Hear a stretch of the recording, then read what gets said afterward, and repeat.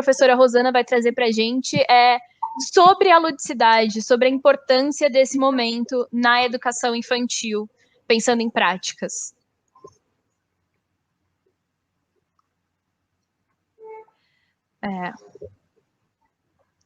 Acho que a gente está com algum... Prontinho. Agora bom. Boa tarde a todos e todas. Boa tarde, professora.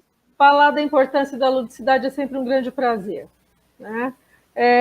Temos nos debruçado sobre esse assunto já há alguns anos e percebemos ainda, infelizmente, algumas resistências por parte de alguns educadores. Embora esse assunto seja muito bem estabelecido nas teorias educacionais, psicológicas, muito comprovado em ser ferramentas pedagógicas muito importantes, que contribuem realmente com a aprendizagem das crianças, com o desenvolvimento, né? Infelizmente, ainda percebemos, em algumas situações, um conceito de ludicidade, de professor lúdico, ainda equivocada, né? Então, nós vamos lembrar aí que nós somos seres lúdicos desde que somos Homo sapiens, né? Desde sempre, desde os nossos primórdios lá na pré-história, quando os nossos ancestrais desenhavam nas cavernas, as pinturas rupestres, ou esculpiam na rocha, momentos lúdicos, momentos de vida prática, enfim, esses registros mostram que o homem já brincava, né? Então, seguindo o pensamento do autor Huizinga, ele tem um livro muito interessante que fala que o título do livro é Homo Ludens, ou seja, nós sempre fomos lúdicos. Então, dentro dessas pesquisas todas, a necessidade de brincar, a necessidade de se expressar é algo inerente ao ser humano, né? Lá naquela época já se tinha essa necessidade, né, de registrar os momentos lúdicos. Isso mostrava, então, as atividades lúdicas se entrelaçando, inclusive, com as atividades de vida prática, como, por exemplo, caçar, né, que era uma coisa para sobrevivência, mas que tinha caráter lúdico também, né? Então, aí, nesse desenvolvimento todo do ser humano, isso veio permeando as nossas ações, até chegarmos aqui, né, num breve salto que eu dei agora, para a nossa educação infantil e os nossos documentos, que norteiam tanto as práticas pedagógicas, sugerem ações, né? Sugerem, não quer dizer que o professor deve obedecer cegamente. Temos documentos importantes que priorizam o brincar, né, que começam a ver a criança com outros olhos, né, como um sujeito de direitos e, portanto, com voz ativa na sociedade, né, produtor de cultura e também inserido nela, né? E as crianças, então, passam a ter, então, junto com o direito da educação, né, que passa a ser, então, a educação infantil, parte obrigatória da educação básica no oferecimento pelo Estado, né, e opcional aos pais, e aí vem toda uma concepção de criança diferenciada e uma concepção de educação. Ora, se eu tenho o direito de ser criança, existe algo imbricado nessa criança e nessa infância, ou nas infâncias, que é o direito de brincar. Então, acima de qualquer coisa, estabelecer isso como um direito é muito importante quando se fala de educação infantil, quando se fala de creche, quando se fala de pré-escola. E o que seria esse brincar, o que seria essa educação lúdica, né? A gente tem vários autores que vão defender a questão da ludicidade e temos aqui algumas concepções, né? O lúdico, para alguns autores, é aquela atividade que a criança tem a liberdade de escolher o que quer brincar, como brincar e onde brincar. Alguns autores afirmam que para ser lúdico precisa ser dessa forma. Outros autores já colocam, ampliam um pouco esse olhar e colocam da seguinte forma. O lúdico pode ter caráter didático-pedagógico, pode ser oferecido à criança também com intencionalidade, né, pedagógica. Aí eu digo para vocês, o brincar livre, ele é cheio de intencionalidade. Só o fato dele se colocar como livre, ele já trabalhou ali a autonomia da escolha, ele já trabalhou ali valores, crenças, subjetividades que a criança traz do seu convívio social. Então, essa história de brincar livre ser desconectado e, portanto, não ensina nada, isso não existe, né? O brincar livre, ele traz consigo muitas intenções de desenvolver na criança possibilidades, habilidades e coisas assim. Longe de ser uma atividade frívola, né? Ela tem que estar ali também num contexto que seja desafiador para a criança e que o professor, no seu processo de dar essa liberdade à criança, de escolhas, ele também esteja, de alguma forma, provocando essas escolhas. Não direcionando, mas provocando situações. Isso é muito interessante que seja entendido. Então, eu sempre gosto de dizer que o brincar sem intencionalidade, ele é cheio delas, né? Basta a gente saber alimentar isso de uma forma que seja sutil e que faça com que a criança procure resolver situações ali de escolha, de preferência, de habilidades, em que aquela situação permita, com jogos, com brinquedos e com brincadeiras, né?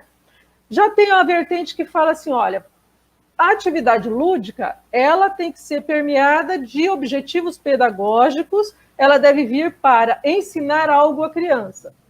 Tudo bem. Podemos trabalhar com essa ideia também, porque sabemos que trabalhar ludicamente é comprovadamente eficaz, traz qualidade, traz boas contribuições ao aprendizado, à prática docente, e tudo isso é muito importante nesse contexto da criança, não é?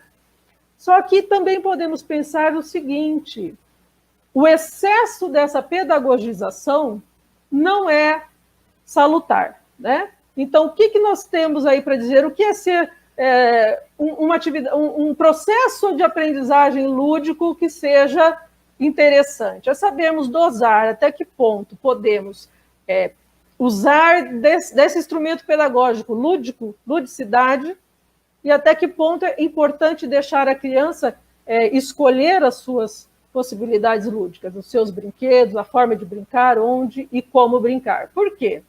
Se nós precisamos colocar, acreditamos, desejamos que o nosso aluno desenvolva atividades e ações que o tornem autônomo, que o tornem independente, né? Que façam com que ele estabeleça relações com o mundo, interaja com o mundo à sua volta, interprete e desenvolva o seu aprendizado contextualizado no mundo que ele vê, né, e que ele faz a sua leitura própria, eu também preciso entender que o meu planejamento, para ser cumprido de certa forma, né, quando eu coloco lá, fazer um trabalho para que meu aluno, minha criança, seja uma criança autônoma, dinâmica, né? A pessoa adora colocar isso em planejamento, né? Se eu não dou sequer a possibilidade dessa criança fazer escolhas, nem no momento dela brincar.